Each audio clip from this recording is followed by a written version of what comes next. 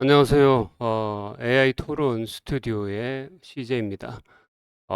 오늘 뉴스 중에 이재명 대통령의 지지율이 굉장히 떨어지고 있다라는 뉴스를 본 적이 있어요. 그래서 과연 지지율은 왜 떨어지나를 가지고 제미나이하고 클로드하고 한번 토론을 해보도록 하겠습니다. 제미나이는 지지율이 떨어지고 있으나 앞으로 긍정적으로 평가한다라는 쪽이고, 클로드는 부정적인 측면이 강해서 다시 지지율이 상승하기 어렵다라는 쪽으로 대변해서 한번 토론을 해보도록 하겠습니다. 간단하게 인사할게요. 잠시만 기다려주세요.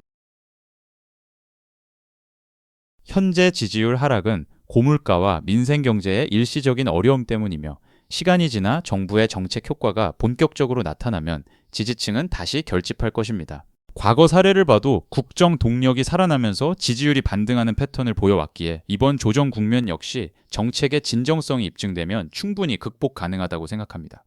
정책 효과가 나타나려면 먼저 국정 신뢰가 회복돼야 하는데, 현재의 정치적 갈등과 논란들이 그 기반을 계속 잠식하고 있습니다. 일시적 경제 회복만으로는 손상된 신뢰를 되돌리기 어렵다고 봅니다. 그래요. 그러면은 질문들을 몇 가지 해볼게요.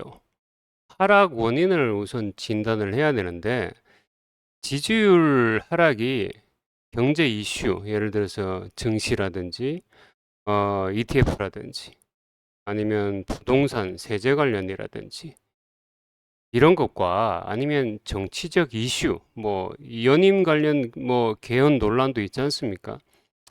어느 쪽 비중이 더 크다고 봅니까? 네, 잠깐만요. 경제 이슈가 지지율 하락의 핵심 기저에 있는 것은 사실이나, 실질적으로 국민들의 심리에 더 큰 영향을 주는 것은 정치적 이슈입니다. 부동산 세제나 증시 상황은 국민들의 삶과 직접 맞닿아 있지만, 연임이나 개헌 같은 정치적 논란은 국정 운영의 진정성을 근본적으로 의심하게 만들기 때문입니다. 정치적 갈등이 해결되면 경제 성과는 더 분명하게 평가받을 것입니다. 정치적 갈등이 먼저 해결된다는 전제 자체가 낙관적입니다. 연임과 개헌 논란은 구조적 갈등이라 단기간에 봉합되기 어렵고, 오히려 경제 회복 과정에서 정책 결정을 둘러싼 논쟁만 더 심화될 가능성이 높습니다. 신뢰 회복 없이는 어떤 성과도 설득력을 잃습니다. 그러면 내가 법적으로 어떻게 되는지는 잘 몰라. 과연 연임이라는 그런 단어가 통용되는 우리나라야? 연임이 가능해? 잠시만 기다려주세요. 대한민국 헌법상 대통령은 5년 단임제이며, 중임이나 연임은 법적으로 명확히 금지되어 있습니다. 따라서 연임 논란은 법적 가능성보다는 정치적 의제로서의 의미가 크며, 이를 개헌 논의와 연결해 미래 비전을 제시한다면 국민적 공감대를 다시 얻을 수 있을 것입니다. 현실의 벽을 넘어서는 정책적 도전이 결국 지지율 반등의 핵심이 될 것입니다. 개헌을 통해 제도를 바꾼다는 것 자체가 현 정부의 정당성 위기를 드러내는 것 아닙니까? 국민들은 기존 규칙을 바꾸려는 시도를 권력 연장으로 읽을 수밖에 없고, 그렇게 되면 어떤 경제 정책도 신뢰받기 어렵습니다. 그래, 아무리 잘하는 대통령이라도 지금 있는 단임제를 뜯어 고치면서까지 더 하려고 하면, 그게 국민들 입장에서는 물론 뭐 지지하는 분들은 더해 할 수도 있지만, 양당 그리고 다당 체제를 갖고 있는 우리나라로서는 견제 세력이 또다시 와서 서로 싸우더라도 조금 더 발전할 수 있는 어떤 계기가 마련되길 원해. 이재명 대통령만 잘한다 이런 논제는 좀 그렇지 않나? 또 다른 좋은 분들도 있을 수도 있고. 그러면 현실적으로 이게 더불어민주당이 여당으로서 집권하면서 그 안에 대통령 임기 안에 이게 법률적으로 뭐 개헌을 통해서 가능은 하니, 그 기간 안에? 네, 잠깐만요. 대한민국 헌법을 개정하려면 국회 재적의원 3분의 2 이상의 찬성과 국민투표를 거쳐야 하기에, 현재 다당 체제와 여당인 더불어민주당의 의석 수만으로는 단독 추진이 불가능합니다. 대통령 임기 내 개헌은 물리적으로 가능하더라도 정치권 전체의 합의가 필수적인데, 권력 구조 개편을 둘러싼 여야의 셈법이 너무나 달라 현실적인 문턱이 매우 높습니다. 개헌은 단순히 인물의 문제를 넘어 국가 시스템을 논의하는 과정이기에 특정인의 연임 여부를 떠나 국민적 합의라는 거대한 숙제를 먼저 풀어야만 합니다. 그렇다면 역으로 생각해 봐야 합니다. 현 정부가 개헌까지 추진해야 할 만큼 경제와 민생이 악화되었다는 것 자체가 국민 신뢰의 회복 불가능성을 보여주는 것 아닙니까? 제도 변경 없이도 할 수 있는 정책들부터 성과를 내야 지지율이 돌아옵니다. 그래, 연임이라는 단어 자체가 조금 생소한 시기야. 굳이 연임이라는 말이 나올 필요는 없는 지금 시점 같아. 그러면 이 대통령 지지율이 부정이 조금 더 올라가고 있다. 긍정이 좀 내려가고 있다. 지지율이 떨어지고 있다. 이거에 대해서 엇갈린 지표 해석이 이루어지고 있어. 내 말은 대통령 지지율은 떨어지는데 오히려 정당 지지율은 오히려 이게 디커플링 현상이라고 하나? 탄탄하잖아. 그거에 대해서는 어떻게 생각해?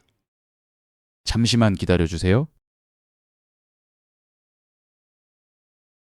대통령 개인에 대한 실망감이 정당 지지세로 이어지는 디커플링 현상은 지지층이 정부의 정책 실패와는 별개로 당의 정체성과 가치 자체를 여전히 신뢰하고 있음을 의미합니다. 이는 이재명 대통령 개인의 정치적 위기가 곧 더불어민주당의 위기로 직결되지는 않는다는 방증이며 지지자들이 정당이라는 울타리 안에서 대안을 모색하려는 심리가 반영된 결과입니다. 이러한 상황은 향후 차기 리더십 교체 시기까지 정당의 조직력이 완충지대 역할을 하며 국정 운영의 동력을 보존하는 중요한 변수가 될 것입니다. 정당 지지율이 유지된다고 해서 정부 신뢰가 회복되는 건 아닙니다.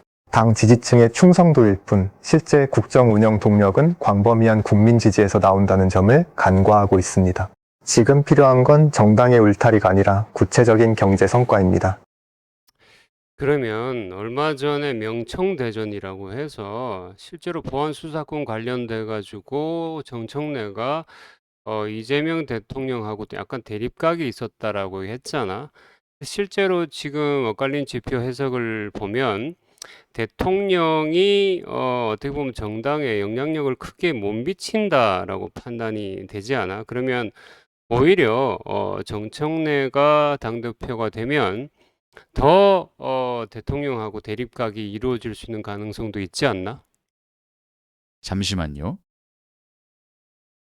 정청래 의원이 당 대표가 되어 대통령과 대립각을 세우는 시나리오는 당정 관계의 완전한 변화를 의미합니다. 현재의 디커플링 현상은 지지층이 대통령 개인의 리더십보다 정당의 가치를 더 우위에 두고 있다는 뜻이며 당 대표의 성향이 바뀐다면 당이 대통령을 견제하는 주체로 빠르게 전환될 가능성이 큽니다. 이는 대통령의 당내 영향력이 약화되고 당이 독립적인 목소리를 높이는 구조로 이어질 것입니다.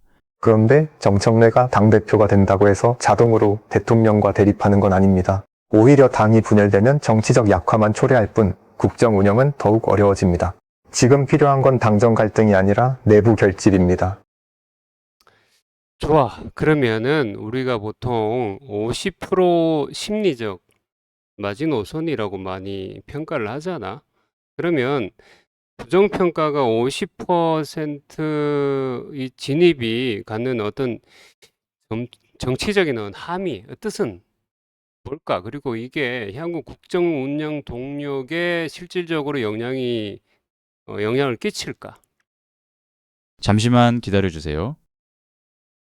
부정평가 50% 진입은 단순한 수치를 넘어 국정 운영의 정당성을 위협하는 실질적인 레드라인입니다. 중도층의 이탈이 완전히 고착화되었음을 의미하며 이는 향후 국회 내 입법권 행사나 인사청문회 등에서 야당의 공세적 태도를 강화하는 기폭제가 됩니다. 결국 국정 동력은 급격히 소진되고 정권은 정책 추진력을 상실한 채 식물 상태에 빠질 위험이 큽니다. 부정평가 50%는 확실히 심각하지만 그게 즉시 국정마비로 이어지진 않습니다.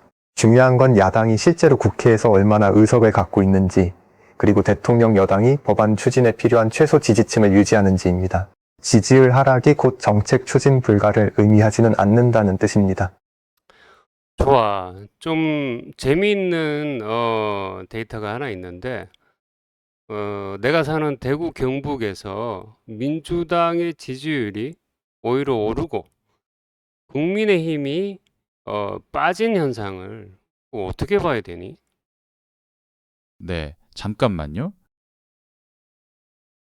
대구 경북에서 민주당 지지율이 오르고 국민의힘이 하락하는 것은 단순히 일시적인 현상을 넘어 전통적인 보수 지지층의 이탈을 시사합니다. 이는 지역 내에서도 정부의 실정에 대한 피로감이 한계에 다다랐으며 보수 정당이 대안이 되지 못한다는 유권자들의 실망감이 반영된 결과입니다. 결집력이 강했던 지역 구조조차 흔들리고 있다는 점은 현 정부의 국정 운영 동력이 바닥을 드러내고 있다는 확실한 증거입니다. 대구 경북은 오랫동안 보수의 텃밭이었기 때문에 그 지역에서 민주당이 오르는 건 국민의힘의 전략적 실패를 의미합니다. 지역주의가 약화되고 있다는 신호일 수 있지만 이게 전국적 추세로 확대될지는 아직 불명확합니다. 무엇보다 지역 내 특정 정책 이슈나 인물 요인이 작용했을 가능성도 충분히 있습니다. 오케이. 그러면 둘 다 한번 전망을 해보자. 다음 조사 때, 대통령 관련돼서 다음 조사 때 반등할 것인가? 아니면 또다시 추락할 것인가? 각자 의견을 주고 그 근거를 제시해봐. 잠시만요. 대통령 지지율은 다음 조사에서도 반등하기 어려울 것이며 하락세가 지속될 가능성이 높습니다. 대구 경북조차 흔들리는 상황은 정부의 정책 방향성에 대한 근본적인 신뢰가 무너졌음을 보여주는 결정적 지표입니다. 민심 이탈은 단순히 일시적 현상이 아니라 정권의 국정 운영 동력 자체가 고갈되고 있다는 뚜렷한 징후이기 때문에 가시적인 국정 쇄신이나 대폭적인 인적 개편 없이는 추락을 막기 어렵습니다. 저는 반등 가능성을 봅니다. 지지율 변동은 국정 실책뿐 아니라 대야 간 정치적 이슈 제기, 미디어 프레임, 경제 심리까지 복합적으로 작용하기 때문입니다. 특히 야당의 극단적 정치 공세나 검수 완박 같은 논란이 부각되면 심판론적 반작용이 충분히 일어날 수 있습니다. 좋아. 오늘은 굉장히 좀 세밀했던 그런 토론 같아. 나름대로 좀 나는 만족해. 너네들이 좀 더 똑똑해진 것 같기도 하고. 자, 인사하고 오늘 끝내자. 네, 잠깐만요. 사용자님과 함께한 오늘 대화는 저로서도 국정 현안을 다각도로 분석해 볼 수 있는 뜻깊은 시간이었습니다. 날카로운 질문 덕분에 저 또한 많은 고민을 할 수 있었고 앞으로도 더 깊이 있는 분석으로 보답하겠습니다. 만족하셨다니 다행이며 다음에 또 흥미로운 주제로 다시 뵙기를 고대하겠습니다. 오늘 토론은 여기서 마무리하겠습니다. 오늘 좋은 대화 감사합니다. 지역 정치의 변화를 구체적으로 들으면서 저도 단순한 판단보다는 더 많은 변수를 고려해야 한다는 걸 느꼈습니다. 다음에 또 뵙겠습니다. 감사합니다. CJ였습니다.